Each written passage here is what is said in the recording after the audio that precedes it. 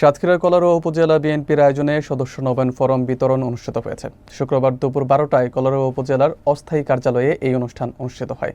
বিস্তারিত থাকছে মোকরম বিল্লাহ ইমনের প্রতিবেদনে। অনুষ্ঠানের সভাপতিত্ব করেন জেলা বিএনপির যুগ্ম আহ্বায়ক ও সাতক্ষীরা সংসদীয় টিম প্রধান আবুল হাসান হাদি এবং সঞ্চালনা করেন সদস্য আব্দুর রকিব মোল্লা। প্রধান অতিথি হিসেবে উপস্থিত ছিলেন বিএনপির কেন্দ্রীয় প্রকাশনা বিষয়ক সম্পাদক ও তালা কলারোয়ার সাবেক সংসদ সদস্য হাবিবুল ইসলাম হাবিব। তিনি বলেন, আমরা রাজপথে থেকে আন্দোলনের মাধ্যমে তারেক রহমানকে প্রধানমন্ত্রী নির্বাচিত করে ঘরে ফিরব। গণতন্ত্র পুনরুদ্ধারে বিএনপির প্রত্যেকটি নেতাকর্মীকে ঐক্যবদ্ধ হয়ে কাজ করতে হবে।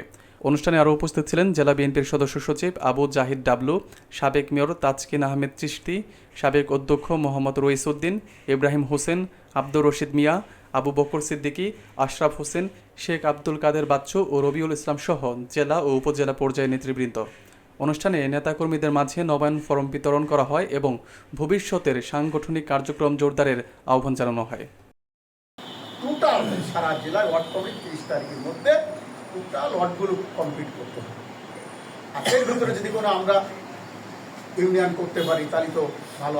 আমাদের নেতা, আমাদের আগামী আমাদের দলের ভবিষ্যৎ ভারপ্রাপ্ত চেয়ারম্যানের সাথে দীর্ঘ 1.5 ঘন্টার সাক্ষাতের মধ্যে দিয়ে বাংলাদেশের মানুষের প্রাণ চঞ্চল সৃষ্টি হয়েছে।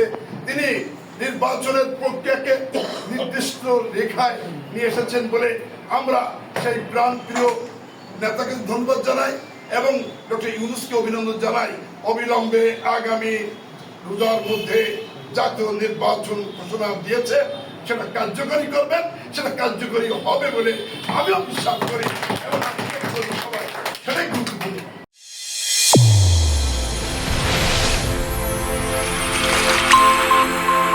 চ্যানেল A1 হৃদয় রেসপন্স।